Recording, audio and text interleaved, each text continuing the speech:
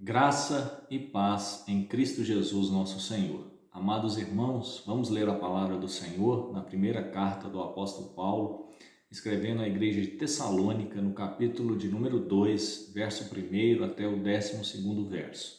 Diz assim a palavra inerrante, autoritativa e suficiente de Deus.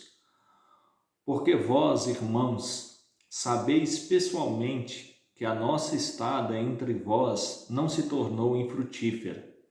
Mas apesar de maltratados e ultrajados em Filipos, como é do vosso conhecimento, tivemos ousada confiança em nosso Deus para vos anunciar o Evangelho de Deus em meio a muita luta. Pois a nossa exortação não procede de engano, nem de impureza, nem se baseia em dolo. Pelo contrário, visto que fomos aprovados por Deus, a ponto de nos confiar Ele o Evangelho, assim falamos, não para que agrademos a homens, e sim a Deus, que prova o nosso coração. A verdade é que nunca usamos de linguagem de bajulação, como sabeis, nem de intuitos gananciosos. Deus disto é testemunha. Também jamais andamos buscando glória de homens, nem de vós, nem de outros. Embora pudéssemos, como enviados de Cristo, exigir de vós a nossa manutenção, todavia nos tornamos carinhosos entre vós, qual ama que acaricia os próprios filhos. Assim, querendo-vos muito, estávamos prontos a oferecer-vos não somente o Evangelho de Deus, mas igualmente a própria vida. Por isso que vos tornastes muito amados de nós.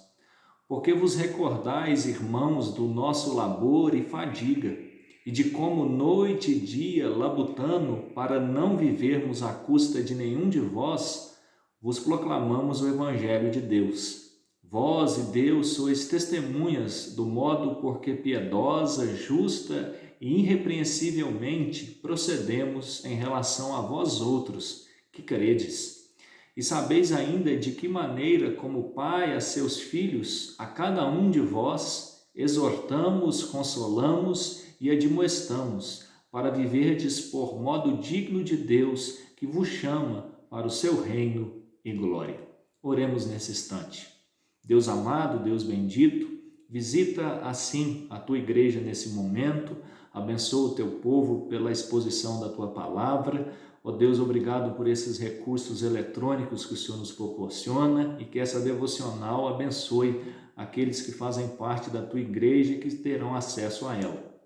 Rogamos pelos profissionais da saúde, pelos governantes, pelas empresas, ó Deus, que fabricam e distribuem vacinas, e clamamos pela tua misericórdia em meio a esse momento. Visita o nosso país, abençoe nossas igrejas, aquelas que estão fechadas também, que o Senhor possa dar sabedoria aos seus conselhos, aos seus concílios, para alimentar o teu povo e que a comunhão não possa ser perdida, mas que possamos sentir saudade dos nossos irmãos e acompanhá-los ainda que à distância. Perdoe os nossos pecados. Oramos agradecidos no nome de Jesus. Amém.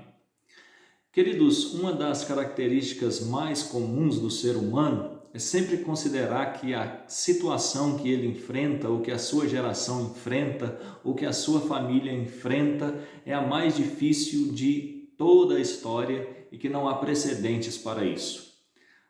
Bem da verdade, quando nós olhamos para as Sagradas Escrituras, nós precisamos aprender que não é essa a linguagem tanto do Antigo quanto do Novo Testamento. E quando nós lemos, por exemplo, a galeria ali de Hebreus, capítulo de número 11, nós vemos tantos e tantos que sofreram só na história do Antigo Testamento por amor de Cristo.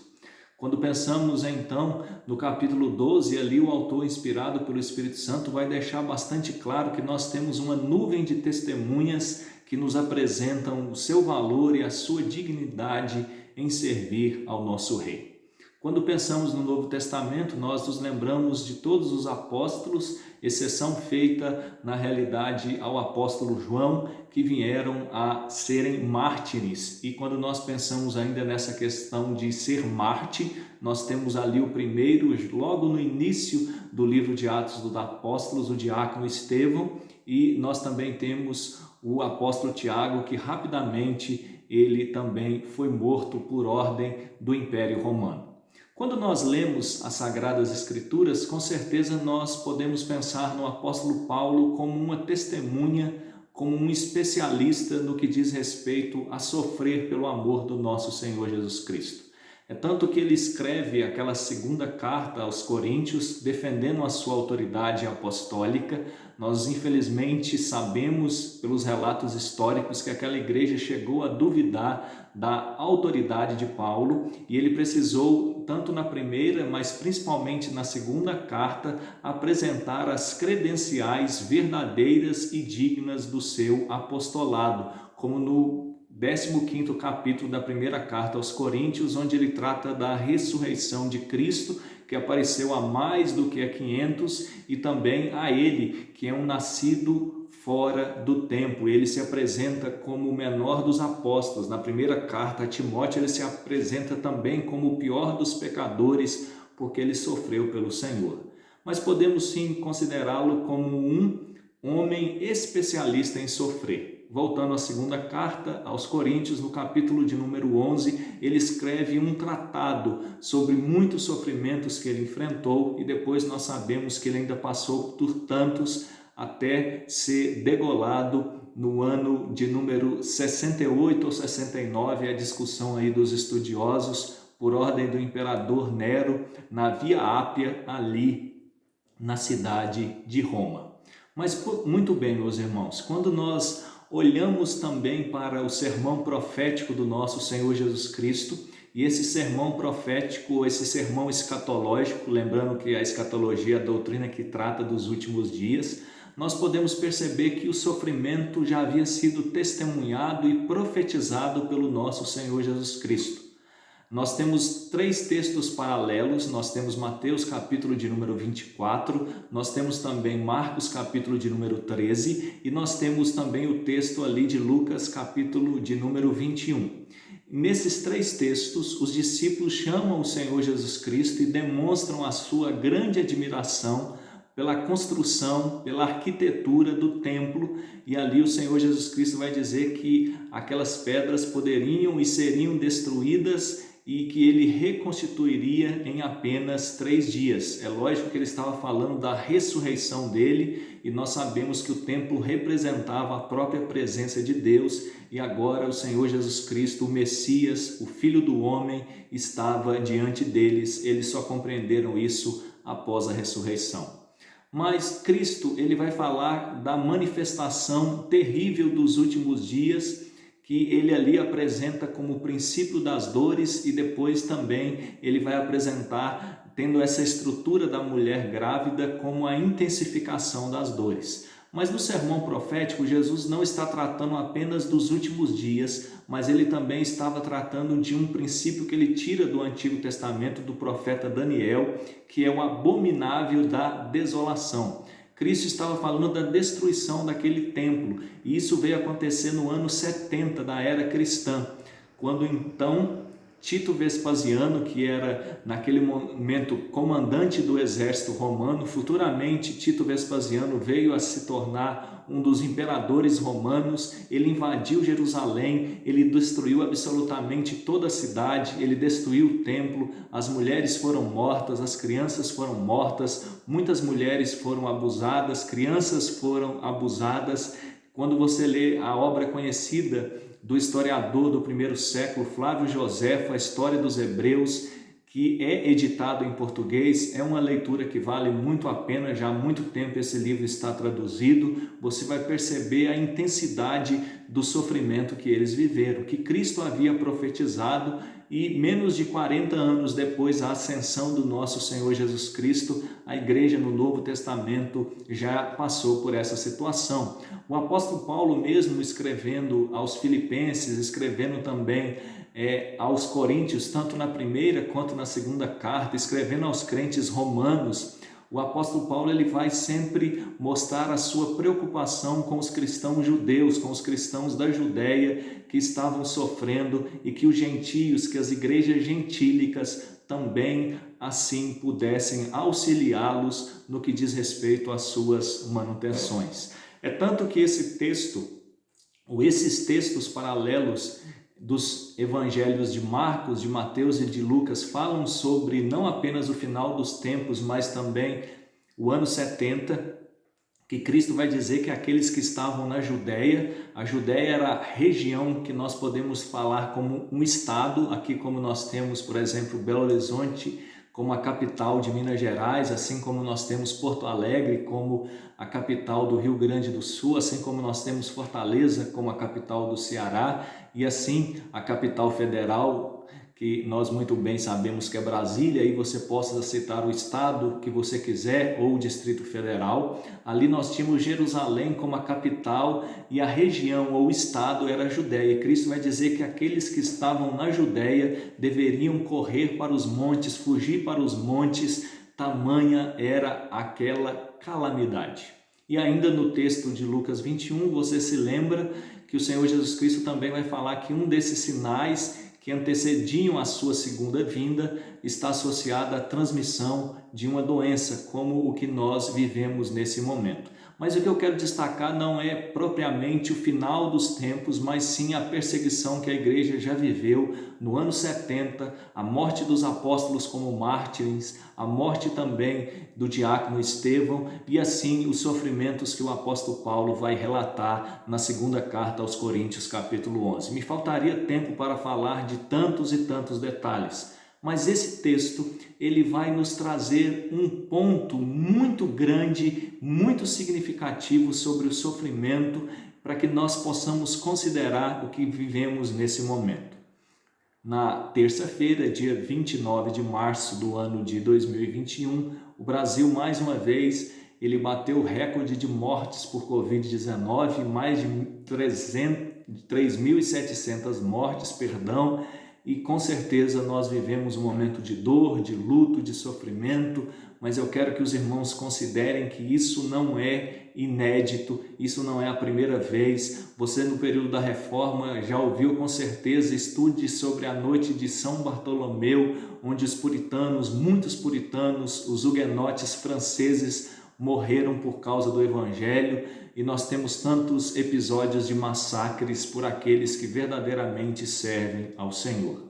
Esse é um dos documentos mais novos ou iniciais do Novo Testamento, a primeira carta aos Tessalonicenses, e o apóstolo Paulo ele vai dizer assim no versículo 1: porque vós, irmãos, sabeis pessoalmente que a nossa estada entre vós não se tornou infrutífera. Paulo diz que isso não foi infrutífero. Recentemente nós fizemos uma outra devocional, você pode encontrar aí no canal, onde eu destaquei que o apóstolo Paulo ele ficou por apenas 15 dias, 3 sábados, anunciando o Evangelho do Senhor ali na cidade de Tessalônica. E mesmo assim, em apenas esse período tão pequeno de 2 semanas, de 3 sábados, de 15 dias, o apóstolo Paulo, ele agora anuncia no verso de número 2 que a estadia dele ali não foi infrutífera. E você sabe então que o apóstolo Paulo ele teve que sair de Tessalônica escondido, ele teve que sair fugido, e muitos irmãos ali sofreram severamente perseguição, mas mesmo assim a sua estadia não foi infrutífera por causa da palavra de Deus, por causa da sua pregação, por causa não da sua oratória, por causa não do seu conhecimento das línguas originais, da teologia do Antigo Testamento, da teologia do Novo Testamento, ainda que Paulo era perito em todas essas coisas, é porque ele era um servo submisso à palavra de Deus. É porque ele diz no verso 3, pois a nossa exortação não procede de engano, nem de impureza, nem se baseia em dolo. A sua pregação, ela baseava-se unicamente na pessoa do nosso Senhor Jesus Cristo. Em meio ao sofrimento, mais de 3.700 mortes, em meio a essa situação difícil que nós enfrentamos, você precisa considerar, nós como igreja precisamos considerar, pessoalmente eu também preciso considerar que em Cristo Jesus nós ainda somos chamados dia após dia, mesmo em meio ao sofrimento, a sermos frutíferos para a glória de Deus, a viver o Evangelho com integridade, a anunciar as Escrituras. Diz o verso de número 2, mas apesar de maltratados e ultrajados em Filipos, como é do vosso conhecimento, tivemos ousada confiança em nosso Deus para vos anunciar o Evangelho de Deus em meio a muita luta. Quando nós lemos o capítulo de número 16, ali do livro de Atos dos Apóstolos, nós temos o início da igreja de Filipos, primeiro com a primeira mulher, ou a primeira europeia que nós temos convertida pelo Espírito Santo de Deus, regenerada, transformada, que é Lídia, que era vendedora de púrpura, e depois que Paulo começa a pregar o Evangelho em Filipos, esse é um texto bastante conhecido dos irmãos, o apóstolo Paulo e Silas, eles vão ser presos, mas antes de serem presos, eles são espancados, eles tomam, na verdade, uma quarentena de açoite, segundo os estudiosos. Inclusive o apóstolo Paulo ele faz menção disso, quando ele escreve ali os seus sofrimentos na segunda epístola aos Coríntios, no capítulo de número 12, que eu já citei. E depois de ter o seu corpo todo ferido, Paulo e Silas estão na prisão, eles cantam ao Senhor já próximo de meia-noite, e nós temos então a conversão do carcereiro, que depois de observar que as portas, que as prisões, que os cadeados foram abertos e que os presos poderiam fugir, o apóstolo Paulo diz que ele não faça nada contra ele, que todos estão ali, e então ele e sua família são recebidos na família da fé e começa essa igreja. Observe, a igreja de Filipos começa em meio a muita luta, como Paulo coloca. A igreja de Tessalônica começa também como uma igreja que vive o Evangelho com toda a fidelidade, sendo uma igreja modelo, como o capítulo 1 deixa bastante claro, mas também em meio a muita luta. Filipenses passa a ser a igreja mais missionária de todo o Novo Testamento. Era uma igreja que não tinha muitos recursos, mas é uma igreja que diversas vezes cooperou com o apóstolo Paulo. Nós sabemos a história belíssima de Epafrodito e a sua dedicação pelo Evangelho. Nós sabemos também que o apóstolo Paulo diz que em Cristo Jesus estavam sendo supridas todas as suas necessidades, e não seria diferentemente assim com eles no capítulo 4 daquela carta conhecida como a Carta da Alegria. A igreja de Tessalônica é a igreja modelo, a igreja de Filipos é a igreja mais missionária, mas o início dela é com muito sofrimento. Queridos, nós podemos aproveitar esse momento onde as pessoas estão sensibilizadas para anunciar o Evangelho da graça, para orar, para jejuar, para pedir que Deus tenha misericórdia e eleitos possam ser encontrados. Não pensem que o sofrimento que enfrentamos hoje é inédito, como eu pude citar no início dessa devocional. A igreja já enfrentou situações bem mais delicadas. Mas diz o apóstolo Paulo, no verso 3, pelo contrário, visto que fomos aprovados por Deus a ponto de nos oferecer Ele o Evangelho, assim falamos, não para que agrademos a homens, e sim a Deus que prova o nosso coração. Fomos aprovados por Deus. Essa é a mesma expressão que o apóstolo Paulo vai utilizar na segunda epístola, escrevendo ao jovem pastor Timóteo, no capítulo 2, verso 15, dizendo que Timóteo deveria ser um obreiro aprovado que maneja bem a palavra da verdade. Isso não é apenas para presbíteros, regentes ou docentes. Todo cristão precisa ser um obreiro aprovado.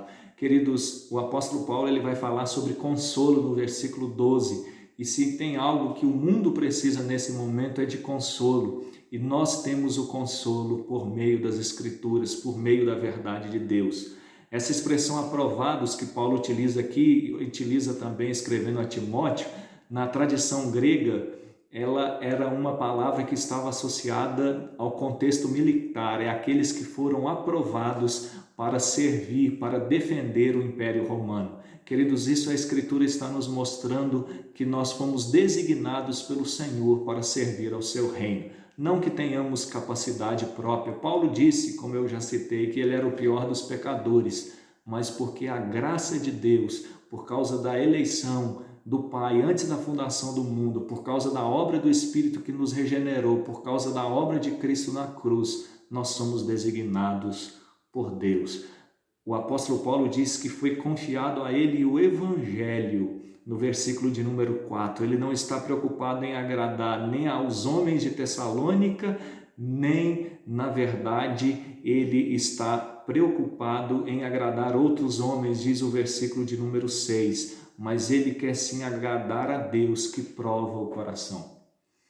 Queridos, como nós lidamos com o sofrimento diz muito respeito do que está no nosso coração, de onde está fundamentada a nossa fé. Olha o que diz o verso 5. A verdade é que nunca usamos de linguagem de bajulação, como sabeis, nem de intuitos gananciosos. Deus disto é testemunha. Paulo ele deixa bastante claro que ele não usou da sua erudição, ainda que ele a detinha, ele não utilizou da sua grande oratória, mas o seu desejo era sempre pregar verdadeiramente o Evangelho. Paulo diz que ele não era ganancioso. Paulo vai trazer novamente esse assunto à tona em alguns versículos, tanto no versículo de número 7, quanto também ele vai deixar isso bastante claro no versículo de número 9. Mas olha o que diz o versículo de número 6. Também jamais andamos buscando glória de homens, nem de vós, nem de outros. Paulo não apenas não era ganancioso, Paulo não apenas foi designado por Deus pelo Evangelho, assim como eu e você, mas ele não queria agradar a homens, nem em Tessalônica, nem gentios, nem judeus, nem filipenses, mas ele queria ser testemunha do anúncio do Evangelho verdadeiro. A pergunta é, em meio a esse sofrimento, a quem nós buscamos agradar? Em meio aos dias felizes também, a quem nós buscamos agradar? Diz o verso 7, embora pudéssemos, como enviados de Cristo, exigir de vós a nossa manutenção, todavia nos tornamos carinhosos entre vós, qual ama que acaricia os próprios filhos. No verso 11, Paulo diz, e sabeis ainda de que maneira como o pai a seus filhos, a cada um de vós, e depois ele vai dizer no verso 12 da exortação, do consolo, da admoestação que ele prestou a cada um. Mas os versos 11 e os versos de número 7 destacam que Paulo, como uma ama ou como um pai, cuidou dos seus filhos, anunciou o Evangelho. Ele diz, embora, parte A do verso 7, pudéssemos, como enviados de Cristo, exigir de vós a nossa manutenção. Ele não fez isso, ele continuou fabricando tendas, por amor à igreja, para que os recursos da igreja fossem utilizados para a sua manutenção e para a obra missionária. Queridos, como nós temos investido na obra missionária? Como nós temos utilizado as nossas orações pela obra missionária, as nossas ofertas pela obra missionária? E agora a Escritura diz que ele era enviado de Cristo. Essa expressão enviado de Cristo está associada justamente ao seu apostolado. O apóstolo Paulo, ele mesmo escrevendo aos Efésios, ele vai dizer que existem aqueles que são chamados para serem profetas, aqueles que são chamados para serem, na verdade, evangelistas e apóstolos. É claro que quando ele usa o presente ali, isso não é a realidade mais. Esses três ofícios são aqueles ofícios chamados de extraordinários, eles não existem mais. Mas nós temos então pastores e mestres, os presbíteros, que são os ofícios ordinários, e eles hão de continuar até o retorno do nosso Senhor Jesus Cristo. Queridos, eu e você continuamos hoje tendo a mensagem de Paulo, a mensagem dos profetas, a mensagem de todos os autores inspirados para nutrir a nossa vida em meio à alegria ou em meio ao sofrimento. Olhe para o verso 1, olhe para o verso 2. Observe como essas igrejas começaram com tanto sofrimento e que bênção que elas se constituíram. E você, como igreja, o que tem sido? Diz o verso de número 8, assim queremos-vos muito, estávamos prontos a oferecer-vos não somente o Evangelho de Deus, mas igualmente a própria vida, por isso que vos tornastes muito amados de nós. Paulo diz que ele não apenas apresentava o Evangelho, mas se fosse necessário, ele estava disposto a dar a sua vida por amor dos irmãos. Quando Paulo escreve entre os versos 19 e 21 do capítulo 1 ali de Filipenses, dizendo no verso 21 que morrer é lucro, que estar com Cristo é incomparavelmente melhor, mas Paulo mostra que ele estava constrangido, que ele estava duvidoso, não no sentido de ter medo da morte, não no sentido de não desejar estar com Cristo, ele declara que isso é melhor, mas por causa dos irmãos, por causa da igreja, porque ele sabia que eles ainda precisavam dele. Hoje eu e você temos as 13 cartas de Paulo, que tantas e tantas vezes abençoa as nossas vidas. Verso 9, porque vos recordais, irmãos, do nosso labor e fadiga, e de como noite e dia labutando para não vivermos à custa de nenhum de vós, vos proclamamos o Evangelho de Deus. Paulo diz que ele labutou, que ele fadigou para assim se manter construindo tendas e pregando o Evangelho, construindo tendas para que assim ele se mantesse financeiramente e também pregando o Evangelho para que a igreja crescesse, que a igreja amadurecesse. Verso 10, caminhando para o final. Vós e Deus sois testemunhas do modo porque piedosa, justa, irrepreensivelmente procedemos em relação a vós outros que credes. Quando Paulo fala sobre as qualificações dos presbíteros e diáconos, na primeira epístola de Paulo a Timóteo, no capítulo 3, ele diz que é necessário que o presbítero e que o diácono possa ser irrepreensível. Esse padrão não é apenas para quem é oficial da igreja, esse é um padrão para todos os crentes. Eu já destaquei, meus irmãos, o que o apóstolo Paulo fala no verso 11, que está muito associado aí ao versículo de número 7, o seu cuidado paternal. Ele chama-se muitas vezes de pai, né? Pai na fé de Tito, pai na fé de Timóteo, mas eu quero destacar então que no verso 12 Paulo diz, exortamos, consolamos e admoestamos para viverdes por modo digno de Deus, que vos chama para o seu reino e glória. Tanto a sua exortação, o seu consolo, a sua admoestação foi como um pai a filhos, para o Deus que vos chama para o seu reino e glória. Queridos, os apóstolos e os profetas, eles foram o fundamento da igreja. O apóstolo Paulo, inspirado pelo Espírito Santo, ele nos chama nesse momento como filhos.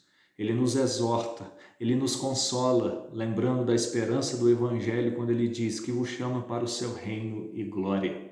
Queridos, o que nós estamos vivendo não é o fim. O que nós estamos vivendo ainda é o princípio das dores, mas Cristo retornará e nós estaremos para sempre na sua presença.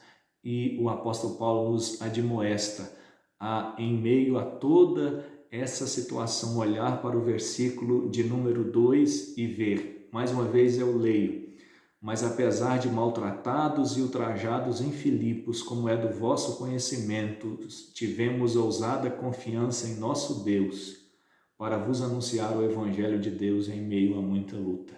Eu acho que todo mundo concorda que vivemos uma luta que talvez a nossa geração ainda não viveu, mas que nós possamos, ao final dessa pandemia, dizer, como diz o verso 1, parafraseando o apóstolo, que a nossa estadia nesse período não foi infrutífera por causa da palavra de Deus.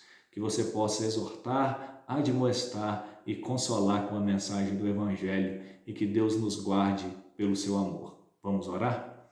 Deus bendito, Deus santo, aplica a tua palavra em nossos corações e obrigado, Deus, pela divina esperança que temos em Cristo Jesus.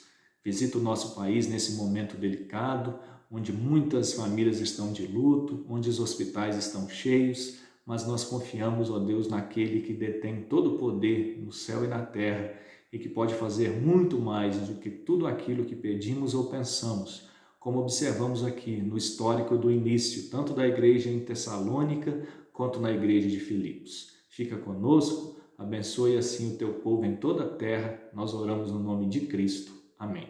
Que a graça de Deus os abençoe.